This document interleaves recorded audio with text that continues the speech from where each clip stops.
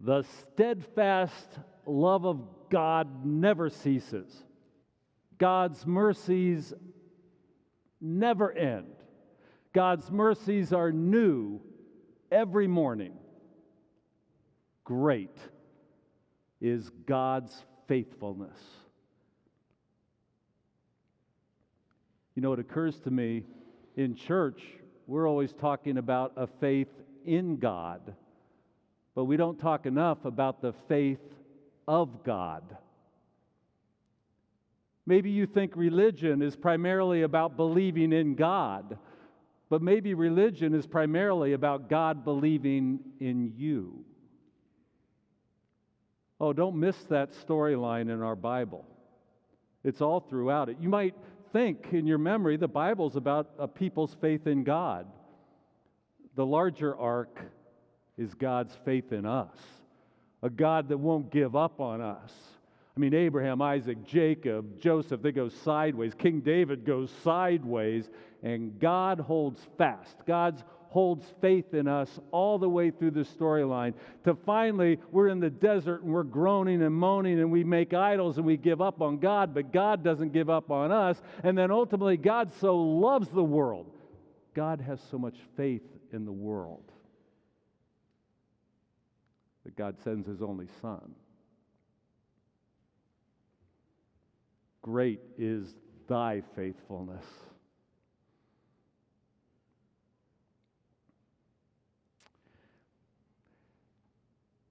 Have you ever had a perfect coffee shop in your life?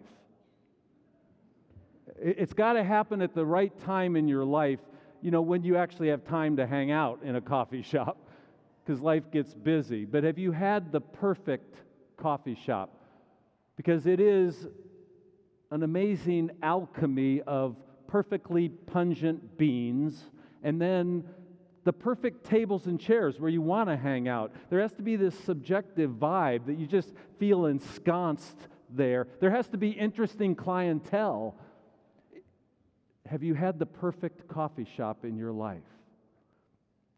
I did. I was a grad student in Berkeley, and on the north side of Cal's campus on Euclid Avenue, there was this coffee shop. And I knew right away it was going to be my coffee shop. I mean, the clientele was so diverse and eclectic, and the vibe was perfect, and it was filled with grad students and undergrads but townies and people hard on their luck. It had it all, and I knew the first time I went to bathroom there, it was my coffee shop. You need a good bathroom in a coffee shop. But I went in there, and on the bathroom wall right away, I saw the perfectly smart and snarky graffiti. On one wall, whole wall, it said, in quotes, "God is dead," signed by the great 19th century philosopher Friedrich Nietzsche. But then underneath that it said, "Nietzsche is dead," signed God. I go, oh man, this is my coffee shop. On the other wall, I saw that it said, "To be is to do," signed Socrates. And underneath that it said, "To do is to be," Aristotle. And underneath that it said, "Doobie doobie doo," Sinatra. Oh, I knew it was my coffee shop. I would buy a latte for $2. It's 1990. $2. And I would sit at that table for 4 hours. I don't know how they made a business out of this. Maybe there's no more perfect coffee shops because this is before laptops, before cell phones. I mean, now you walk into what could be a hip and countercultural coffee shop, but people are on their computers. It looks like a corporate workstation now. Back then, there was none of that. You just hung out, read a little in a book, journaled longhand, and if someone sat next to you, you actually talked to each other. I would spend all my time there. I can't believe I got through school. Every once in a while, someone would sit down and I would tell them I'm a grad student in theology. And quite often they would say, I don't think I believe in God. So if you poll the American populace, about 85% of people believe in God. I mean, 85 to 90%. It's a supermajority. But a Berkeley coffee shop's not a random selection. There were less people that believed in God. So I began to really appreciate the conversations I could have with people that didn't believe in God. And it began to mean a lot to me. I got into a lot of these conversations. And I could feel my heart almost lean in, because when someone doesn't believe in God, I worry that they don't think there's purpose to life, some ultimate purpose. I worry that maybe they don't trust that love is stronger than anything else, stronger than hate or greed. I worry about it. Now listen,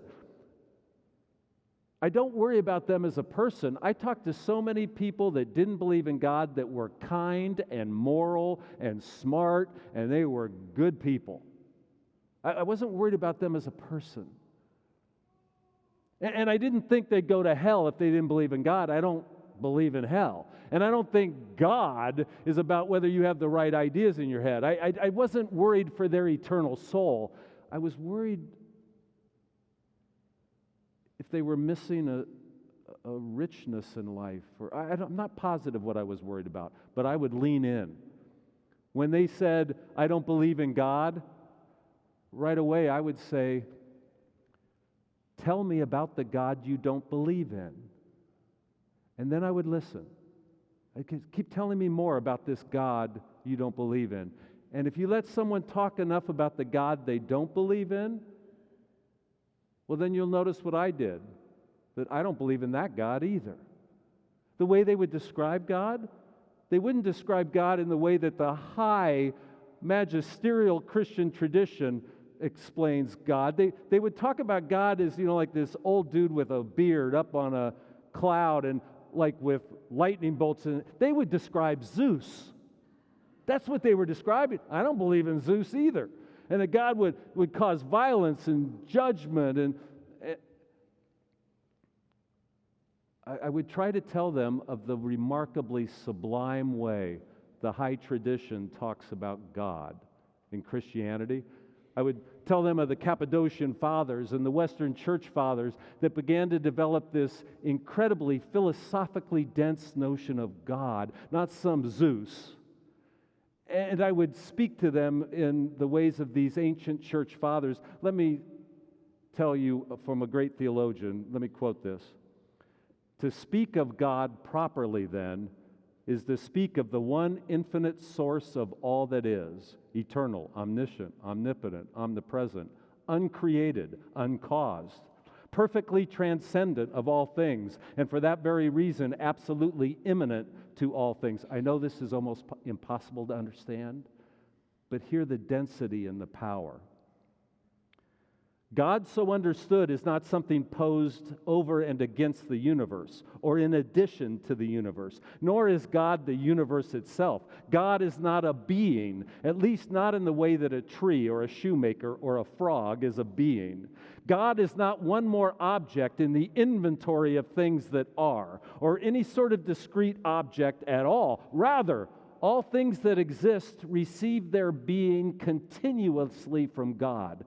God, who is the infinite wellspring of all that is, in whom all things live and move and have their being. In one sense, God is beyond being, if by being you mean one totality of discrete finite things, a thing alongside other things. That is not God. In another sense, God is being itself, in that God is the inexhaustible source of all reality, the absolute upon which the contingent is always utterly dependent, the unity and the simplicity that underlies and sustains the diversity of finite and composite things, infinite being, infinite consciousness, infinite bliss, from whom we are, by whom we know and are known, and in whom we find our true consummation. And they would say, whoa, No, it's hard to understand. And they would say, well, I'm not sure I understand that. I'd say, well, how can you be sure you don't believe in what you don't understand? I thought that was really an interesting point to make. They never did.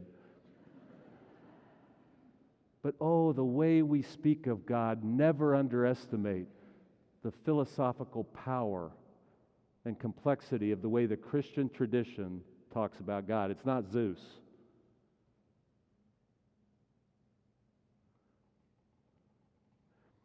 And they would say, I understand you believe in God. I just don't think I do. I've seen nothing that proves God exists. And I said, there is a tradition theologically in the Christian faith to recognize how hidden God is. It's actually a major strain of theological reflection. That God is hidden. It's called the epistemic distance. That God is at an epistemic distance. We can't know for sure. And that fact, it's essential that you don't know for sure. Because if God was obvious, if God was so obvious that you wake up in the morning and the clouds in the sky spell out, I'm watching you, or if God is so obvious, God's walking alongside you all day through your day, if God was that obvious, you wouldn't be free to be the person you are. And you wouldn't be free to come to faith. If God was standing next to you, that would be coercion of faith. Do you see this?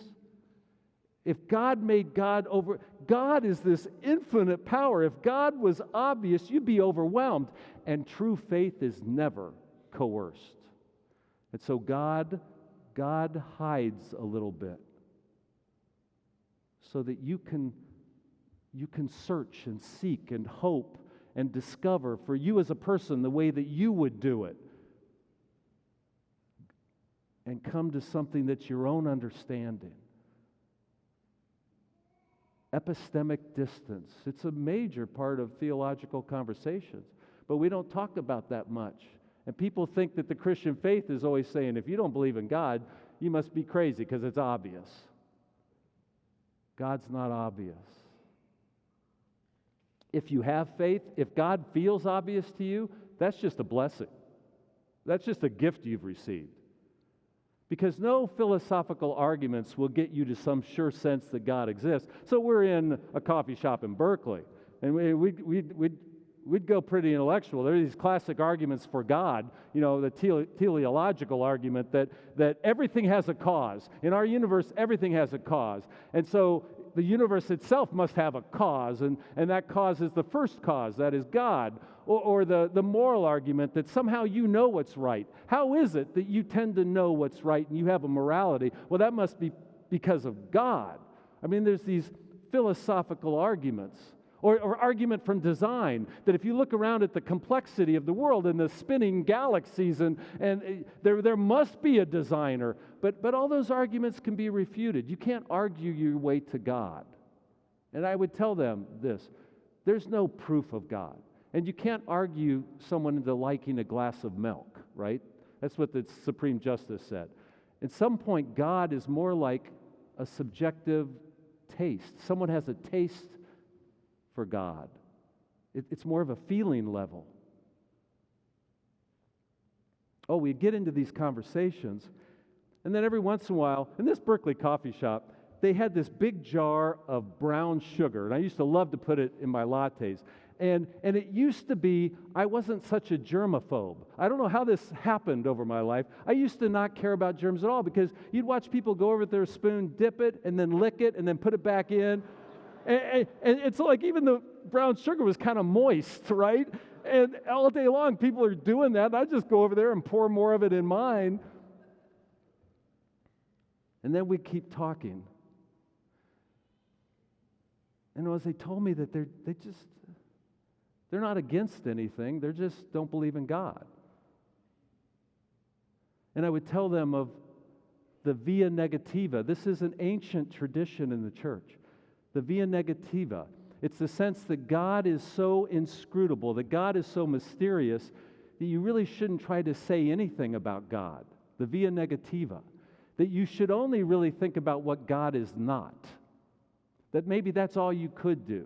And St. Thomas Aquinas said, any human word you would pick and ascribe it to God, it falls hopelessly short of defining the infinite. Even when we say God is love, don't think we just have a handle on that, because God's love would be so far beyond human love, it's nothing compared to our love.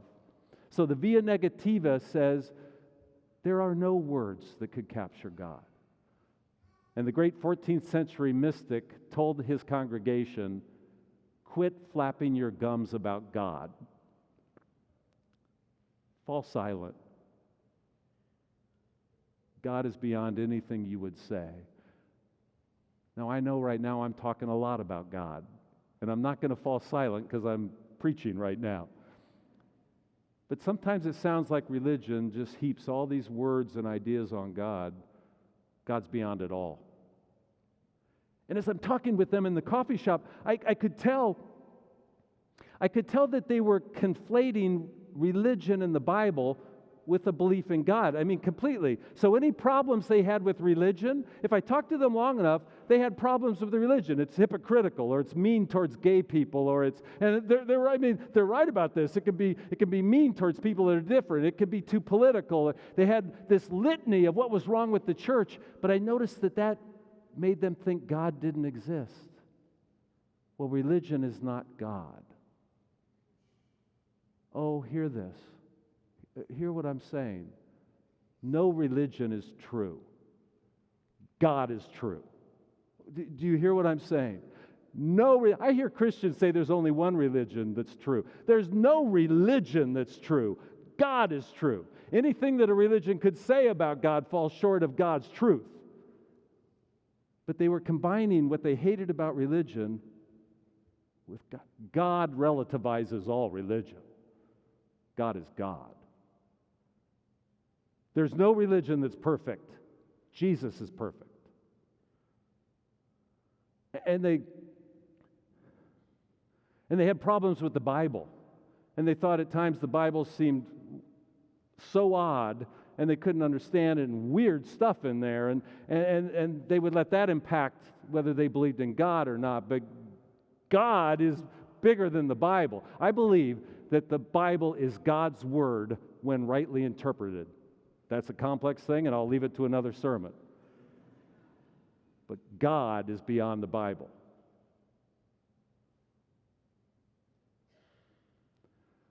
Oh, we'd talk for a long time. And I really enjoyed those conversations. I didn't change any mind, but I wasn't trying to proselytize. I just was hoping maybe their imaginations were opened. Maybe they were open to the mystery. Maybe they could begin to realize, and this is what I would end with, that even if you don't believe in God, God believes in you. Because great is God's faithfulness. Even if you don't have a grasp on God, God has you. Great is thy faithfulness. Great is thy faithfulness. Morning by morning, new mercies I seek. All I have needed, thy hands have provided. Great is thy faithfulness, Lord, unto me. Oh, maybe you're not sure of your faith. Probably most of us aren't sure of faith. It's not called certainty, it's called faith. And we have different shadings of it at different moments. I don't know where you are with your faith in God, but I want you to hear that so great is God's faith that you are being held right now. Maybe you don't believe you're good enough in life. I bet most of us don't feel good enough in life. Don't measure up, feel insecure. But God believes in you so much that you could be set free if you knew how much God believes in you. All through the Bible is this God that won't let go. No matter what, God will hold on to us. If you have a cause, you will not abandon. If you have a ship, you will not desert. If you have a person, you will not forsake. That type of commitment, that is what the divine is. You don't have to measure up to God, because God's faith in you, it's beyond human words. Great is thy faithfulness. Great is thy faithfulness. Morning by morning, new mercies I seek. All I have needed, thy hands have provided. Great is thy faithfulness, Lord, unto thee. I don't know how your faith is these days. It's a journey. So if you need to, come to a coffee shop with me. We'll eat some really strange-looking brown sugar in our lattes. We'll talk as human beings must connect. And then whether we don't know anything, we'll trust. God is great. God is true. God has us.